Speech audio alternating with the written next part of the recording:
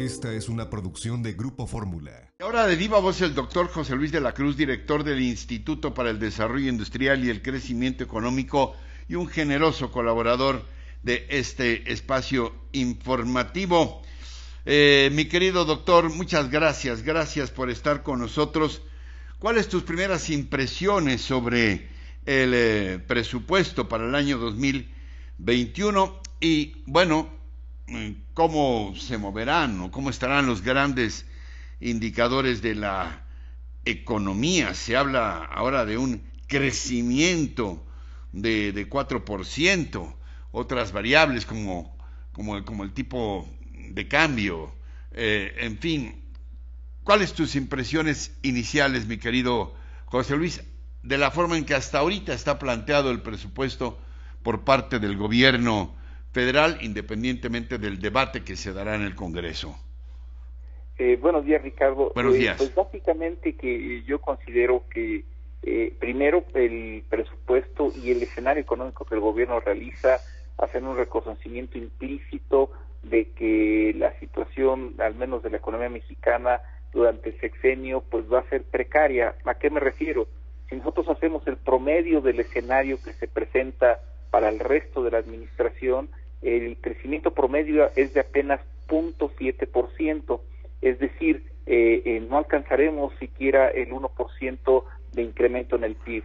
Esto aún suponiendo que se cumpla el escenario del 4.6 para el año que entra. El segundo aspecto que vale la pena resaltar es de que dentro de las propias cifras del gobierno lo que se observa es de que el crecimiento para el año que entra no estaría realmente asociado a inversión o gasto público. El gasto público no crece y la inversión crece de forma marginal, y entonces pareciera que lo que se está asumiendo es que la inversión y el consumo privado tendrían que ser los motores para alcanzar ese crecimiento, en donde aquí el aspecto a resaltar es que esto tendría que implicar una vuelta de página a la tensión, a la incertidumbre que existe entre el sector público y la inversión privada. Si eso no se da, difícilmente se alcanzaría la cifra de crecimiento. Y finalmente, pues de que la arquitectura del presupuesto, pues básicamente pareciera que no se respalda o no busca resolver el problema de la crisis que estamos viviendo, porque en esencia conserva en la parte de gasto social la misma lógica de los dos últimos años, es decir, un gasto social asistencial, y en la parte de inversión concentra todos los esfuerzos en los tres grandes proyectos del presidente que todos conocemos: el tren, el aeropuerto y evidentemente la refinería. Eso, te me adelantas, mi querido José Luis. Precisamente pensaba preguntarte, no sé si estás de acuerdo con aquel viejo símil de la cobija, y que siempre los presupuestos pues son como una cobija. Si le jalas de un lado demasiado, pues descobijas al otro. En fin, y no estoy hablando de relaciones de pareja, estrictamente. Bueno, sí puede ser también, pero bueno, ese ya es otro asunto.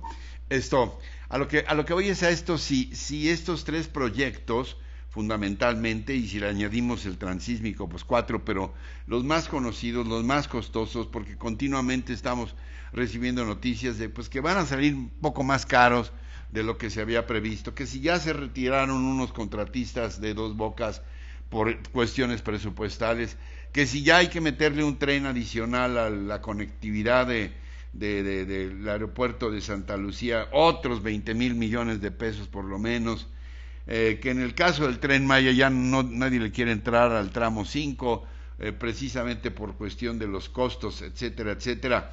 Bueno, si estos tres proyectos, Dos Bocas, el Santa Lucía y el Tren Maya, no están jalando demasiado la cobija y dejando inermes a otras prioridades del país, lo hemos vivido ahora con toda la parte de la salud y la previsión y la necesidad de enfocarnos ahí, y también, por supuesto, en el caso de la reactivación. Yo no sé si hay algo ahí de reactivación de micro, pequeñas y medianas empresas para evitar el creciente desempleo. Mira, yo creo que el análisis de las cifras del presupuesto lo pone muy en claro. Si nosotros observamos el aumento que hay en la inversión del gobierno para el año que entra, la que está propuesta en comparación con la que se aprobó de este año, lo que vemos es de que hay un incremento de 68,000 millones de pesos. Sin embargo, cuando analizamos cuánto se elevó el rubro de inversión para los 3 administradores de estos grandes proyectos, es decir, Defensa Nacional para el aeropuerto, Turismo para el Tren Maya y Pemex para la parte de la refinería, lo que vemos es de que ahí el incremento es de más de 72,000 millones de pesos. ¿Esto qué es? El total sube menos que lo asignado a estos 3 grandes rubros. ¿Por qué ocurre eso? Porque el resto de la administración tuvo que disminuir su inversión para poder satisfacer los requerimientos económicos de estos 3 grandes proyectos. ¿Esto qué implica? Pues que hay una apuesta por invertir en estos rubros. El problema aquí es de que el alcance que tienen los mismos, al menos durante el corto plazo, pues es un alcance regional en el mejor de los casos, y por otro lado, en donde si no hay gran contenido nacional en la elaboración de la obra de infraestructura, pues el efecto que se tiene sobre el resto de la economía pues también es limitado, y ahí me parece que la Cámara de Diputados tendría que hacer una nueva asignación de recursos para infraestructura que lleguen a otras áreas y a otras regiones de México. ¿Qué otro aspecto te llama la atención respecto al presupuesto 2021? Evidentemente es la hoja de ruta, o la ruta crítica, o el plan de vuelo, llámese como se quiera, para el país, para el próximo año.